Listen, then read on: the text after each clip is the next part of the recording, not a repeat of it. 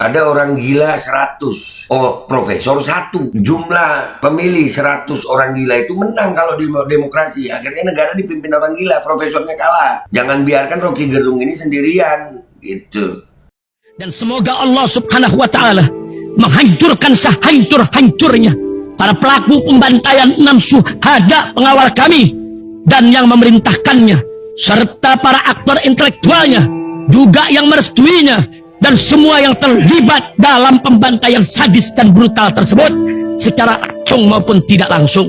Allahumma dammirhum tadmira waqtulhum balada wala tughadir minhum ahada ya qawi ya matin ya muntaqim amin ya rabbal alamin.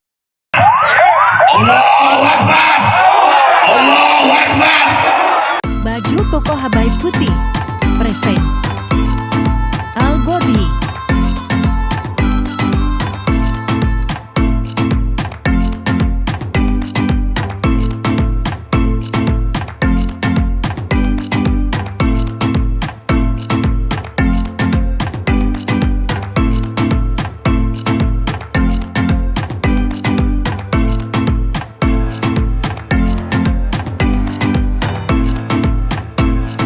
Assalamualaikum warahmatullahi wabarakatuh. Welcome back, selamat datang lagi di channel Babe Aldo bersama gua Babe Aldo, YouTuber rakyat biasa yang tetap santuy, tetap bakal sehat, dan jangan lupa ngopi. Bismillahirrahmanirrahim.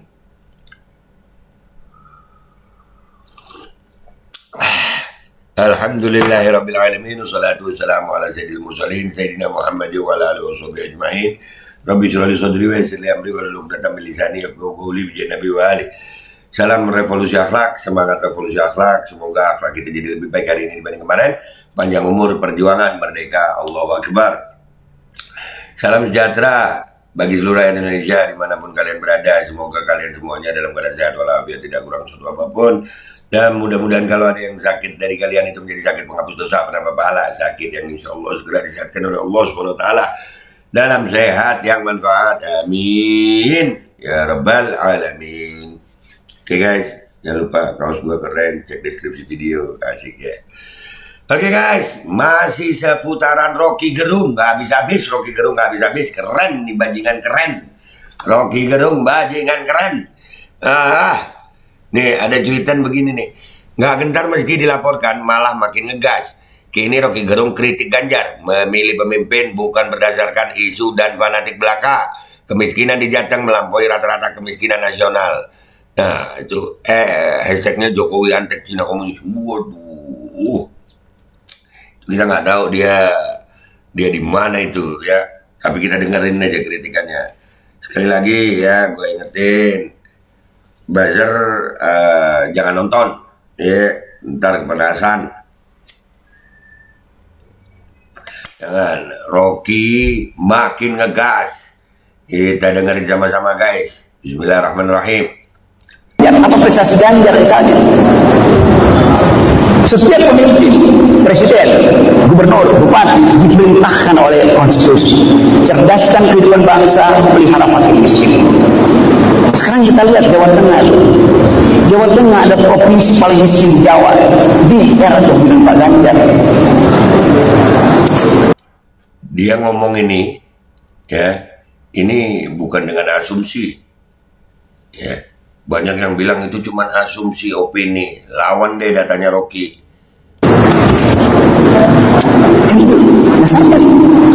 Kemiskinan di Jawa Tengah itu angka kemiskinan adalah 8,9%. Rata-rata 8,9%. Ini ngecap ya, atau ada data?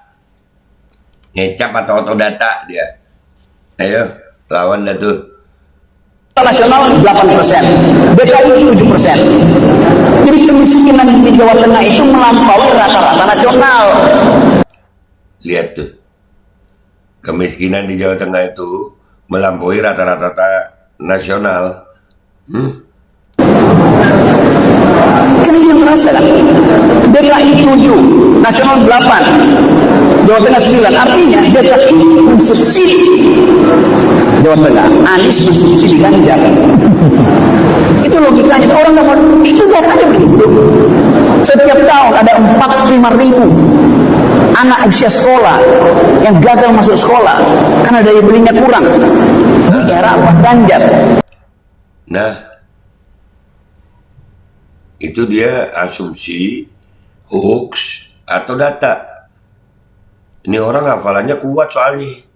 Karena itu saya kritik Pak Ganjar, Anda mesti jadi calon presiden kalau Anda berhasil menaikkan upah minimum di Jawa Tengah sehingga ada leverage, ada peningkatan daya beli sehingga anak-anak yang berhak untuk masuk SMA ditampung. Itu nggak terjadi. Jadi hanya dengan dua dasar itu. Kan orang mau prestasi Ganjar apa? Dua-duanya dua hal yang seharusnya jadi andalan seorang calon presiden justru merosot.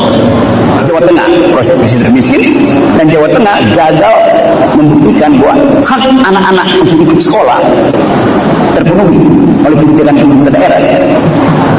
Nah, mencerdaskan kehidupan bangsa dan merawat fakir miskin itu tugas utama seorang pemimpin dalam konstitusi Undang-Undang Dasar 1945. Sudahkah itu terjadi sekarang? Itu dasarnya.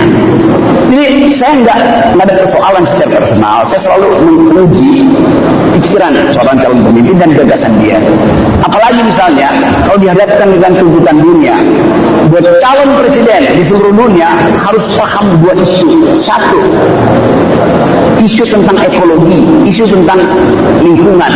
Dua, isu tentang politik global. Hanya pada Ganjar.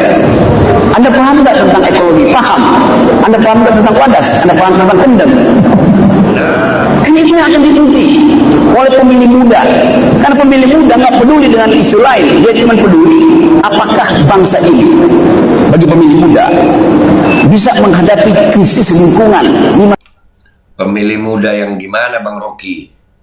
Ya, Bung Rocky, pemilih muda yang gimana? Pemilih muda sekarang sudah banyak juga yang antipati terhadap isu-isu seperti itu. Yang kritis seperti Anda, generasi muda ini makin habis. Kayaknya ditekan. 10 tahun ke depan, itu pertanyaannya. Apakah pemimpin bangsa ini mampu untuk duel argumentasi dengan pemimpin-pemimpin dunia? Karena ada krisis, kemungkinan ketegangan politik berubah menjadi perang energi ya.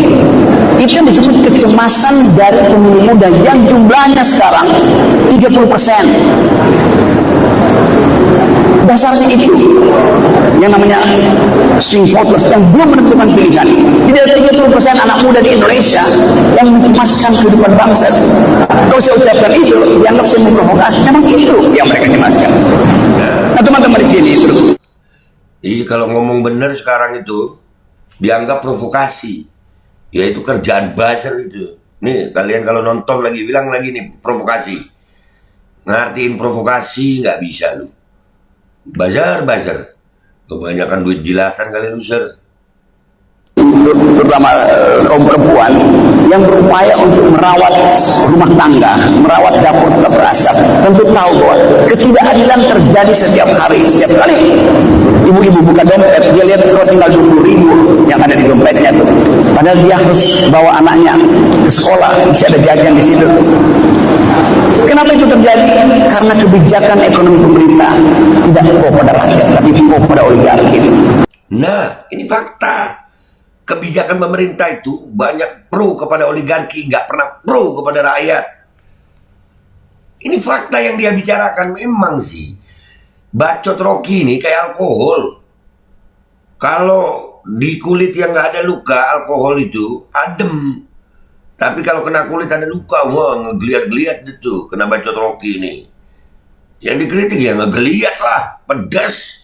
Tapi insya Allah pedesnya itu menyembuhkan sayang. Kalau lu terima baik, bukan makin lu lu. Seluruh sumber daya kita dikuras untuk membiayai proyek-proyek strategis yang sudah diijon oleh oligarki. Gak ada proyek yang tidak diijon oleh oligarki. Nah itu yang saya kritik. Jadi teman-teman di sini, saya pastikan bahwa kita sedang meniti jalan kegelisahan, jalan ketidakpastian. Tapi kita tahu bahwa justru itu ujian kita. Menjadi relawan artinya berharap bahwa hati nurani kita tidak terganggu oleh BLT, oleh amplop. Itu dasarnya. Tuh, wahai pemilih kalian yang mau milih-milih, jangan fanatisme buta dia. Tuh, pakai otak gitu. Inilah lemahnya demokrasi sayang. Salah satu kelemahan demokrasi menurut gue adalah di saat jumlah pemilih yang tidak berpikir itu lebih banyak daripada pemilih yang berpikir. Sehingga yang dipilih yang tidak berpikir itulah yang menang. Itulah lemahnya demokrasi ini. Ada orang gila 100, profesor 1. Jumlah pemilih 100 orang gila itu menang kalau di demokrasi. Akhirnya negara dipimpin orang gila, profesornya kalah. Jangan biarkan Rocky Gerung ini sendirian, gitu. Jangan biarkan Rocky Gerung ini sendirian. Supaya selamat bangsa ini. BLT Anda berapa sih 16.000 sebulan? Kalau dihitung berdasarkan pendapatan negara ini, setiap orang Indonesia berhak BLT 15 juta sebulan. Itu hak kita. Ada hitungannya tuh. Dia pakai data loh ini. Mestinya orang Indonesia dengan hasilnya bangsa Indonesia ini dapat 15 juta per bulan BLT itu. Itu hak kita. Hak rakyat. Kemana itu semua? Korupsi merajalela. Terus nggak mau disebut bajingan. Korupsi merajalela nggak disebut bajingan. Harusnya begitu. Sekarang BLT itu penghinaan bagi kita. Saya datang ke Sumatera Utara, ibu-ibu bilang begini, Pak Rocky jangan ngomong tentang amplop, kami butuh amplop. Kenapa Bu? BLT itu berguna bagi dia, 50.000 rupiah dia sisihkan dari BLT itu untuk membiayai biaya susu anaknya selama 1 minggu. Real. Lah, Sedang meniti. Jadi guys, ya yang pertama yang gua sampaikan di kesimpulan dari omongannya Rocky yang ini cuplikan aja ini part 4 tulisannya, bahwasanya Rocky Gerung tetap ngegas gitu, dan yang dia sampaikan fakta, yang dia sampaikan itu fakta, bukan hoax. Memang pedes, kalau caranya salah tegur caranya, bukan wah main dikit main hukum. Dan buat Rocky Gerung ini buat semuanya deh, jangan biarkan Rocky Gerung berjuang sendirian. Jangan. Rocky Gerung ini hatinya untuk rakyat kalau begini. Dia bukan partai, dia bukan nggak ada copras-capres. Ada, belum ada di tim mana. Dia berbicara untuk kepentingan rakyat, bukan untuk kepentingan dirinya. Beda sama yang nyerang dia. Yang nyerang dia rata-rata mau dibilang penjilat nanti tersinggung. Tapi nyata-nyata memang begitu. Dan bisa diuji begitu. Kenapa? Karena memang kalau punya hati nurani, kemana suara mereka untuk rakyat? Kenapa hanya untuk pejabat? Gitu aja dari gue. Gue tetap pro Rocky Gerung. Karena Rocky Gerung bersama rakyat. Dan gue tetap menjadi rakyat. Dan juga untuk rakyat. Itu aja dari gue, Babe Aldo, YouTuber rakyat biasa. Pamit dulu, sampai jumpa di konten-konten gue berikutnya. Wabillahi taufiq wal hidayah. Waridullah walinaya walakum minkum. Wassalamualaikum warahmatullahi wabarakatuh. Rocky Gerung berbicara untuk rakyat yang begini. Bukan untuk dirinya ini. Bismillahirrahmanirrahim guys, sekarang ada Babe Rolen, Babe Roti Molen. Roti ini dibuat yang pasti rasanya enak ya, ada 3 rasa. Nih, ada pisang keju, ada tape keju, ada pisang coklat. Ini dibuat tanpa bahan pengawet dan melayani pesanan-pesanan kalian yang seputaran Jabodetabek, bisa buat nemenin ngopi, buat acara-acara boleh. Dan ini karena gue paling suka pisang keju. Ini gua dulu yang nyoba nih. Nih dia tuh kayak crunchy gitu depannya tuh.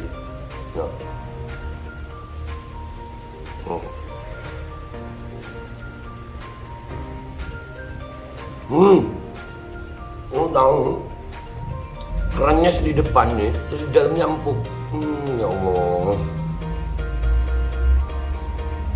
Udah nggak usah lama-lama, lu kalau kepingin langsung pesen aja, itu ada nomor WA-nya, nanti gua kalau cantumin, ada juga IG-nya, langsung pesen, murah. Ini cuman nanti dia tanya itu 35.000 kalau nggak salah, ya.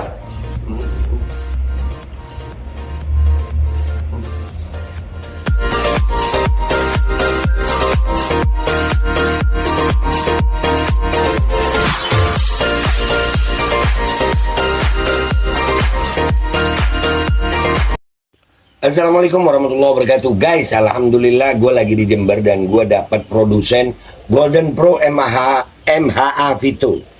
Ini guys, bahan-bahannya itu di dalamnya ada jintan hitam, ada broto wali, ada sambiloto, ada jahe, pegagan, ada madu hitam, ada propolis dan probiotik. Dan ini alhamdulillah gue udah berapa hari ya? 4 hari gue nyoba ini. Ini langsung aja guys, dia madunya madu hitam ya. Ya bukan madu bini, bukan madu hitam. Ini untuk obat dan untuk imunitas tubuh. Alhamdulillah kemarin gua badan-badan nggak enak, gua pakai sehari 3 kali nih produk. Cuman ditetesin di bawah lidah kayak begini. Jangan lupa bismillah, tapi bismillah sama sholawat. Allahumma sholli ala sayyidina Muhammad dan sayyidina Muhammad.